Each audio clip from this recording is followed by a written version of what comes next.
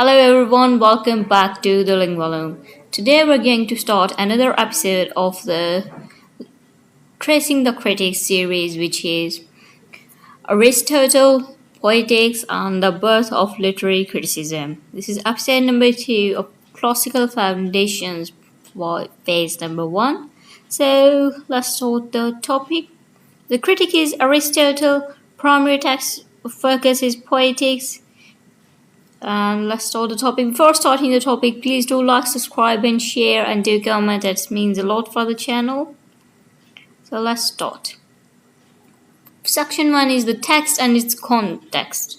Aristotle was student of Plato at the academy for approximately 20 years. He is, in the word of the Stanford Encyclopedia of Philosophy entry on Aristotle Static, the author of the first surviving philosophical treatise devoted to the topic of art, the work we know as the Poetics. So, Poetics, as we have it, as almost certainly not polished published text. So, it is about the criticism on literature, on poetry. So, it remained inside his philosophical school, which is Lyceum. It is the name of his school and may have consisted primarily of lecture notes or teaching material. And we are reading a fragmentary, possible incomplete document. So the second book of the Poetics on comedy is lost, but we have book 1 focused overwhelming on tragedy, with a comparative discussion on epic poetry. So this is about the work of Aristotle, that it is not complete and most of the work is lost. So the one we have is about tragedy.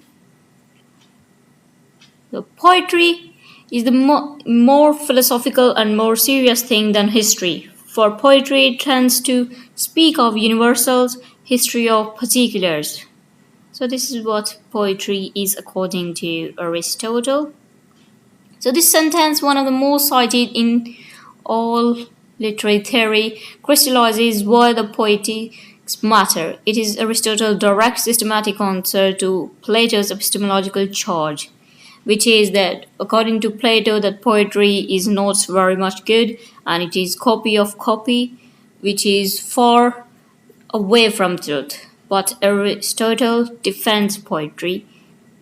Where Plato argued that poetry is twice removed from truth, Aristotle argued the opposite. He said that poetry, precisely because it represents what could or would happen rather than what merely did happen. So this is poetry according to Aristotle. So Thornton C. Lockwood summarizes, Aristotle is not attacking history as a discipline. He is using the comparison to clarify what makes poetry, plot, mythos superior, which is its causal unity, the way events unfold with likelihood or necessity rather than mere chronological sequence. So poetics open up by announcing its scope. It will treat poetic, which is the art of composing poetry in general, with attention to the different forms, like which are tragedy, epic, comedy, what each form consists of, how to construct a good plot, the number and nature of the parts of each form, and whatever else belong to the same inquiry. This is a program of systematic, scientific, applying empirical method to literature. So this is what poetics is about, that what makes a tragedy or epic or comedy and how to construct a good plot. So let's start that Aristotle's Mimesis, a rehabilitation. So Plato's Mimesis is ontologically degraded, a copy of copy, twice removed from truth. It is twice here. Aristotle retains the term but transforms its meaning entirely. For Aristotle, nemesis is not degraded copying but a natural human instinct that is the origin of all arts and one of the primary means by which humans learn. At Poetics, Aristotle makes two fundamental claims about mimesis. Human beings are from childhood the most imitative of all animals and first learn through imitation. And second one is all human beings take pleasure in imitation, even when the object imitation would itself be painful to behold. So the pleasure comes from not from object but from the act of recognition, from learning what imitation represents. The second claim directly answers Plato, which is Plato worried that emotional identification with imitated suffering corrupts the soul. Aristotle reframes the experience as cognitive. The audience of the tragedy is not merely feeling but learning and recognizing universal patterns of human action. The emotion is inseparable from the cognition. So this is Aristotle's claim against Plato's claims. Then the Stanford Encyclopedia of Philosophical Entry on Aristotle's Aesthetic notes that for Aristotle, Mimesis has both a static dimension and a dynamic dimension. This dual nature makes Aristotle Mimesis far richer than a simple imitation, which is copying, reading that has sometimes flattened in the literary theory. One further distinction from Plato is where Plato's critique concerned which is what is imitated, Aristotle is primarily interested in how the imitation is made, in the craft, structure, and formal properties of the artistic object. This shift from ontology to poetics is the founding gesture of literary criticism as a discipline. So this is about Aristotle's work, that it is not about how the poetry is treated as imitation. It is about that how glorified poetry is. Remember this why we're discussing poetry. I'm mentioning it again that why poetry, why not drama and the work like novel or any other? It's because at that time the form of literature was only poetry. So that's why it is discussed as poetry. It's one of the most confused questions or terms or concepts like why only poetry, why not other. So at that time literature form was only poetry. So Aristotle's definition of tragedy, chapter 6 of Poetics contains the most influential single definition in the history of literary criticism. So the tragedy is the imitation, which is mimesis, of an action that is serious, complete, and of certain magnitude. Well, these terms that are in different colors, they are golden color, they are in specific terms which are in ancient Greek terms they were used, so translated to English. In language embellished with each kind of artistic ornament, the several kinds being found in separate parts of the play, in the form of action, not of narrative, with incidents arousing pity and fear, wherewith to accomplish its catharsis of such emotions. So this is the definition of tragedy according to Aristotle, which is translated in English. So this definition revolves unpacking word by word. So this was spontaneous, means serious, carries connotation of moral weight and importance. It excludes comedy, which imitates people worse than average. Then Teleios, which is complete, is why Aristotle insists a plot must have a beginning, middle, and end. Well, that's quite important, that plot must have beginning, middle, and end. Not a temporal sequence, but a casual one, where each part follows by necessity or likelihood from which it proceeds. Then megathos, which is magnitude, means that not just length, but that plot must be long enough for the change of fortune from good to bad or bad to good to seem probable. The length which allows the hero to move by the series of probable or necessary stages from misfortune to happiness or from happiness to misfortune. Then Dronton, which is true action, distinguishing tragedy from epic. Tragedy presents its action directly through actors, where epic narrates. This distinction anticipates the later critical discourse on showing versus telling. Finally, catharsis, the most disputed word in the entire definition. To full section devoted below, we'll look at that. So the main part here is that every plot must have a beginning, middle, and end, and then different terms show that how a poetry should be. Then let's look at 6 elements of tragedy, which are also told in chapter 6. So let's look at them. The first one is the plot, which is the soul of the tragedy. This is written in ancient Greek language. So, arrangement of incident, not what happens, but a casual structure of how events follow from each other by necessity or likelihood. So, Aristotle's most emphatic claim is the most important of these is the organization of the event. Tragedy is mimesis of action, not a person. Character matters only insofar as it generates action. Plot is the goal and everything else serves it. Aristotle distinguishes a simple plot from complex plot. Complex plots are superior because they produce emotional effect of pity and fear more powerful. The ideal plot moves from prosperity to misfortune not through vice but through hamartia, which is error or misjudgment. So unity of plot does not mean a single character focus. It means that removing or transposing any part that would dislocate or disturb the whole. So this is what say said that first element of the tragedy is plot. Then let's look at second one, which is character. So the second most important part is character, which is the moral disposition and qualities of the agent in the play. So Aristotle distinguishes ethos from dianoia. Characters is second because tragedy imitates action and action is what the plot organizes. There could be a tragedy without character but not without plot. So that's why it is in second in importance. Crucially, the protagonist should be someone who is not outstanding, virtuous, or just, and who meets with misfortune not because of the wickedness or voice but because of some mistake, which is hamartia. This is Aristotle's answer to both the morally perfect hero and the outright villain. Then comes.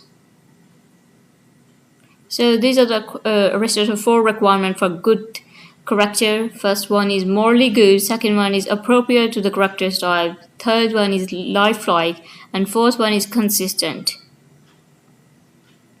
Then let's look at. Okay, let's scroll a bit. Thought, the intellectual dimension. So dianoia refers to the capacity to say what is fitting and appropriate, the intellectual content expressed in dialogue. Aristotle notes that dianoia includes providing and disproving arousing emotion, and amplifying or diminishing is the element that connects the literary work to rhetoric and philosophy. Let's look at the fourth one, which is diction, the verbal surface. Lex is the medium through which plot, character, and thought are expressed in language. Aristotle devotes these chapter 20 to 22 to an extensive analysis of linguistic elements like noun, verb, compound words, metaphor, ornamentation, and the distinction between standard and rare vocabulary. His treatment of metaphor is particularly influential, which is the greatest thing by far is the master of metaphor. It is one thing that cannot be learned from others, and it is also the sign of genius, since a good metaphor implies an intuitive perception of the similarity in dissimilars. So this is how he glorified metaphors. Then comes song. Okay, the greatest embellishment. The fifth element of the tragedy, Aristotle identifies song as the greatest of the embellishment and ranked it fifth because it belongs to performance rather than the art of plot construction. The chorus functions as a collective voice that reflects on the action, shifts emotional register, and provides communal moral commentary. So Aristotle says that very little analytical about melos in the Poetics, partly because music is treated in other works. So he also mentioned that songs are very important because the chorus, which consists of different people telling a story in a song form, so that's what chorus is. Then comes spectacle. Least artistic, most sensational. Aristotle is notably dismissive, which is the production of spectacular effects depend more on the art of the stage mechanist than on that of the poet. So he said that spectacle is because of mechanic, state mechanic, not because of poet, because poet is someone who's writing something or telling about something. Most pointedly, he argues that a well-written tragedy should produce its proper emotional effect, pity and fear, even when read, not performed. This claim anticipates the new critical position that the literary text is autonomous from its performance context. This ranking has generated significant debate in performance studies. Scholars in the tradition of Michael Goldman and more recently in theater semiotics argue that Aristotle's dismissal of spectacle reflects a philosophical bias towards the verbal text and against embodied performance that has lasting and not always beneficial effect on how Western literary culture values stage production. So he said that spectacle is the lost one because it depends on how the actors perform. It does have got nothing to do with the poet. So these are the 6 elements, starting from plot, which is the main important, then character, then thought, then diction, song, and then comes spectacle. Let's move forward to the architecture of the complex plot. So this is the architecture of complex plot according to Aristotle, that how peripeteia and anagnosis work together. Verified from Poetics, chapter 10 to 11. Peripeteia, reversal of fortune, a change from one state of affairs to its opposite. Then goes to anagnosis, which is recognition or discovery, a change from ignorance to knowledge. Then comes catharsis, emotional effect, purgation or clarification of pity and fear.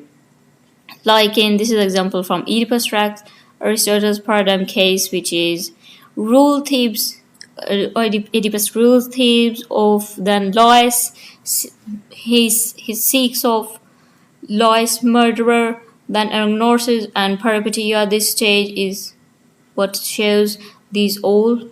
Then comes the next stage, which is Oedipus blind himself and Jogastra dead. And the last stage is Thebes exile Oedipus. So if you want to read this story, it is also available on our channel, which is part of Unfolding the Classic series. So this is what he said about that. First you start from situation, then situation is built, then comes the climax of anagnosis and peripeteia, and then situation unfolds and you reach a certain sort of conclusion, which is catharsis. Then let's move to catharsis, the most contesting word in literary criticism. Okay, wait. First, purgation. Purgation reading medical metaphor. We'll look at that example. The dominant translation from the Renaissance own word text, which is catharsis or purgation, a quasi-medical process by which dangerous or excessive emotions of pity and fear are expelled or discharged through the experience of tragedy, leaving the audience emotionally cleansed and balanced. The analogy is to medicine, as the purgative drug clears harmful substance from the body. So tragedy clears harmful emotional excess from the soul. So this is what purgation is, that when you feel emotional discharge. So this is how it is, as simple as that. Then purgation reading also directly answers to Plato's charge, which is Plato feared tragedy strengthens the irrational emotional powers of the soul. Aristotle replied to some by saying that purgation is that tragedy exercises and discharges this emotion, restoring rational balance rather than undermining it. So this is how Plato's claim was denied as Aristotle responded to him. Then purification reading is moral and spiritual example. The second traditional translation, catharsis is purification, not expulsion of emotion, but their emotional refinement or elevation. The audience does not leave the theater having discharged pity and fear. They leave with pity and fear having been educated into more proper, morally refined forms of those emotions. Then the connection to this is very important, as Aristotle's ethical theory is central about the education of emotion, not in a suppression. Purification, catharsis fits this framework. Tragedy is part of moral education of the citizen. producing not the release of emotion but their appropriate formation. So this is the second claim about catharsis. Then the clarification with third one, which is cognitive and intellectual. So associated particularly with Learned Goldman, translate catharsis as clarification, the cognitive process by which the audience gains intellectual clarity about the nature of the events they have witnessed and the emotions appropriate to them. And this reading catharsis is primarily epistemic rather than emotional. So this confirms the word has also been translated more neutral as clarification, suggesting that the movement, the clarification reading occupies a genuine position in scholarly debate, though it has fewer defenders than the others. So remember, these terms are translated by someone else, as they're mostly written in ancient Greek, so they're not translated by Aristotle. They're translated by someone else in English language. Then come Martha Nussbaum, which is emotions as form of understanding. So this offers the most philosophically sophisticated modern engagement with catharsis. For Nussbaum, Aristotle's key move is to argue that emotions like pity and fear are not irrational disturbance, but forms of understanding that involve judgment about what matters, about vulnerability, or the structure of good human life. So, on Nussbaum's reading, catharsis is not a mere discharge nor emotional refinement in simple sense. It is a process by which audience, through engagement with a tragic action, arrives at emotionally saturated understanding of the nature of human fortune, vulnerability, and the relation between virtue and happiness. The spectator of Oedipus does not feel pity for the fallen king. They come to understand through the feeling something true about the fragility of human life. So this reading directly inverts Plato's charge, who said that when Plato saw emotional engagement in tragedy as a threat to reason, Nussbaum's Aristotle sees it as an exercise of practical reason, a form of moral learning that could not be achieved through purely intellectual argument alone. This position has an enormous influence on philosophy of emotion and on literary theory since the 1980s. So Martha talked about Aristotle and defending how catharsis is interpreted in his work. Let's move to case study Oedipus Rex as Aristotle's paradigm. We're going to discuss it. Oedipus Rex, which was written by Sophocles. So the element plot, which is mythos, unity, and casual necessity. Every event in Oedipus Rex follows by necessity or likelihood from what it preceded. The investigation of Lois' murder leads by an unbroken casual change to Oedipus' own destruction. Nothing is absurd or arbitrary. The plot has a single action with a definite beginning. The plague, the middle is the investigation, and the end is catastrophe and exile. Then come element peripeteia, the messenger's reversal. The messenger arrived intending to comfort Oedipus, to reassure him that Polybus had died of natural cause, not by Oedipus' hand. The messenger reassurance produced the opposite of what's intending effect. It reveals Oedipus' true parentage and confirms the oracle. Comfort becomes catastrophe. This is peripeteia at its most precise, an action producing the opposite of what its intended consequences. Then comes recognition and ignorance, which is anagnosis. Aristotle defined anagnosis as the change from ignorance to knowledge, producing love or hate between a persons destined by the poet for good or bad. In Oedipus Rex, the recognition coincides with the reversal. They are the single structural event. Oedipus' discovery of who he is and what he has done is the reversal of his fortune. Then comes hamartia, which is error, not evil. Oedipus is not villain. He is by any measure a man who has tried to do the right, fleeing Corinth to avoid the oracle, solving the Sphinx riddle, ruling justly, and now determined to find the truth, even when he was warned not to do so. His destruction comes not from moral depravity, but from the combination of unknowing and character traits that are also his virtues. This is hamartia, which are error arising from ignorance or misjudgment, not wickedness. This is very important to understand. The hamartia is error.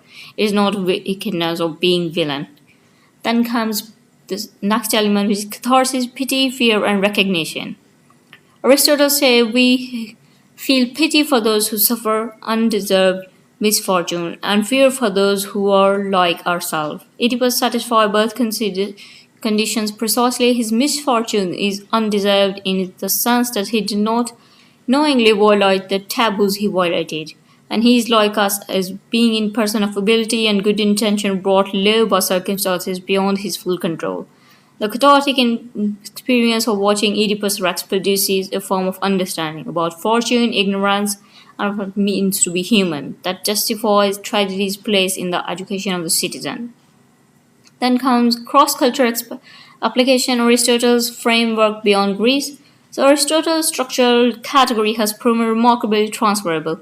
The hamartia, peripeteia, and agnosis sequence maps on Shakespeare's tragic heroes like Macbeth, Lear, in Urdu literary tradition, Fazam and Faz poetry, to recognize a lyric and agnosis. Even in Urdu classical tragedy, as dramatized in Intizar, Hussein's prose, a Aristotelian pattern of the protagonist's unwitting self-destruction recurs. These are not identical structure, but Aristotle's framework provides the analytical vocabulary to identify the structural similarities and differences. So, this is the case study of Aristotle, which is also applied to different works. Then comes Aristotle versus Plato, direct comparison. Let's look at it. First, the issue, then the next feature is Plato's position, Aristotle's response. These are the works. You can pause them and read these works if you want. Then, starting with the epistemological status of poetry. Aristotle's position, Aristotle said that poetry is twice removed from the truth and imitation of the appearance, not of forms. Then comes Aristotle's response, who said that poetry is more philosophical than history because it expresses the universal, not just particulars. It accesses a form of knowledge about human possibility. Then the next point is what mimesis mean. According to Plato, it is imitation of copy, ontologically degraded. The imitator knows nothing of the form or function of what they imitate. Aristotle responded that a natural human instinct through which we learn. The pleasure of mimesis is the pleasure of recognition and learning, even when the object is imitated in painful way. Then the next point is effect on emotion. Plato said that tragedy nourishes the irrational emotional part of soul, weakening rational self-governance. Pity and fear exercised in the theatre bleed into real life. Aristotle responded by saying that tragedy produces catharsis, purgation, purification, or clarification of pity and fear.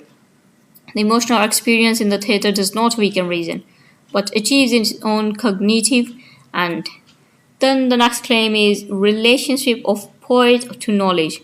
Plato said that poet does not know what they imitate. If they knew, they would not be content with imitation. Inspiration, which Owen confirmed, the poet is not known but a vessel. Then Aristotle's response is a poet's craft is a form of knowledge, a technique.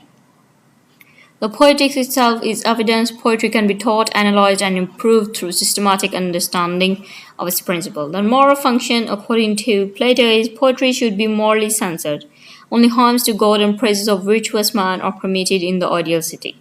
Aristotle said that tragedy performs a legitimate moral education function by producing catharsis and by representing universal patterns of human action, virtue, and error that the audience can recognize and learn from. Then the next one is form of Plato's own writing. Plato said Plato's dialogues are themselves rich in dramatic, poetic, and literary qualities, whereas Aristotle, in a fragment of Dialogue on Poets, noted that the form of Plato's own dialogue is between poetry and prose, a pointed observation that a contradiction in Plato's position.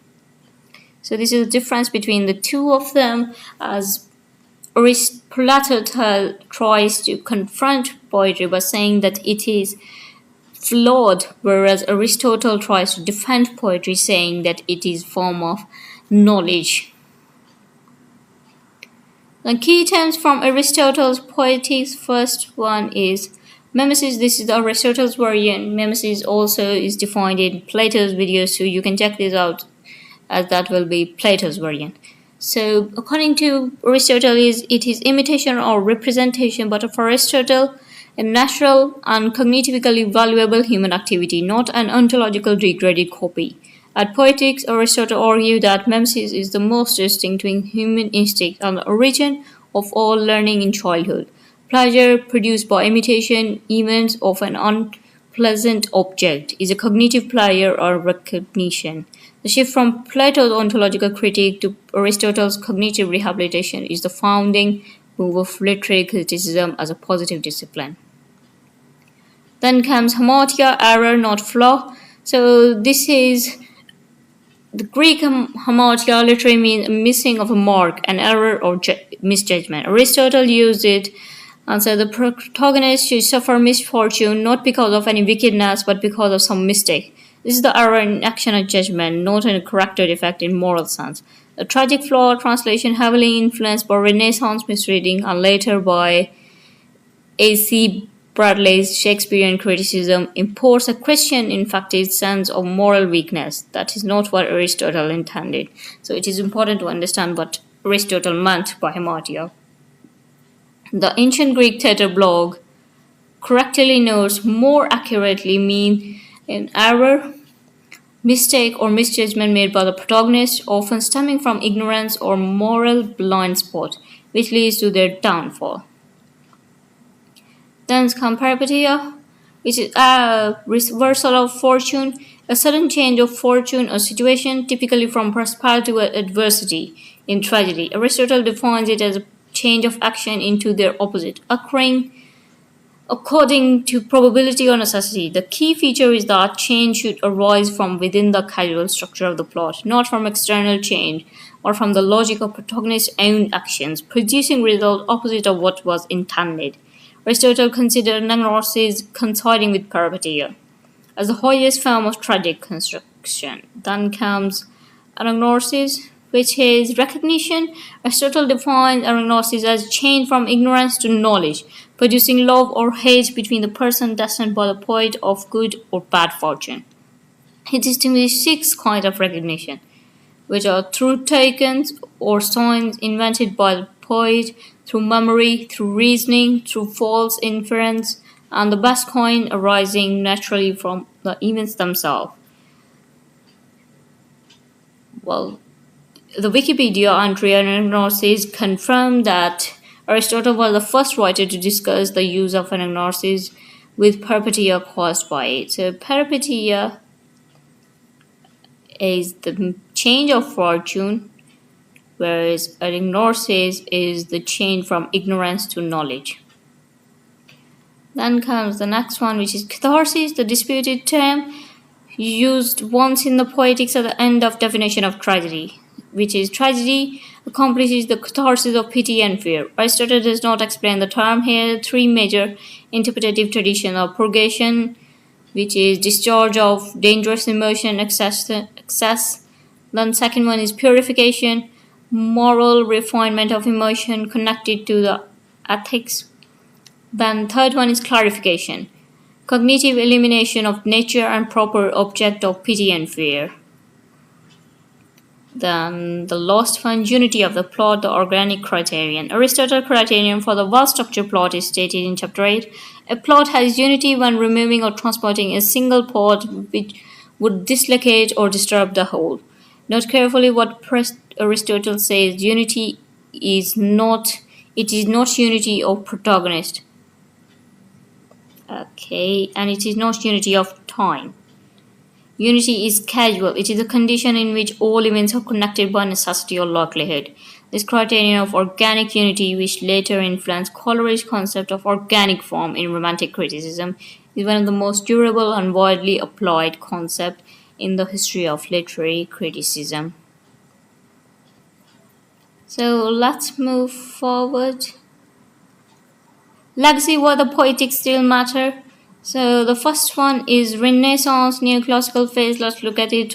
Aristotle Poetics was recovered in the west through the Latin tradition and through Ruptala's commentary, Renaissance critics including Scaliger, Castelvetro,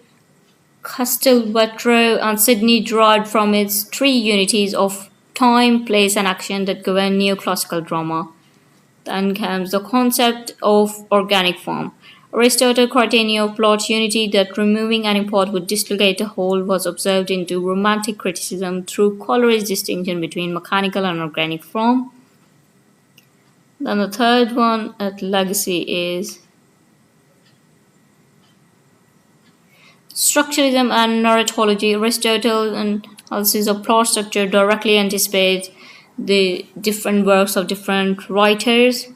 Then come Aristotle, philosophy of emotion and moral psychology. Well, Martha Nussbaum's engagement with Aristotle in the fragility of the goddess established that Aristotle's account of emotion as a form of cognition and value perception is philosophically sophisticated and still productive. So this shows that legacy of Aristotle's work in different works as they show it as a mirror in different sort of works. So these are the different references from where the data has been taken. You can pause the video and check them out if you want to study in detail. That's it for today. Let's summarize it what Aristotle said. So Aristotle defended poetry by saying that poetry is not something that is flawed. It is something from which you can gain knowledge and something. He glorified poetry and told about catharsis and tragedy and told that how a tragedy should be written, and catharsis of emotion is very important because poetry is meant to rouse your emotion of its readers. The plot is very important as every plot should have a beginning, middle and end. So that's it, what Aristotle defended poetry against Plato's claim. That's it for today. I hope you understand it. Thanks for watching. Have a good day. Do like, subscribe and share and do comment. Thank you.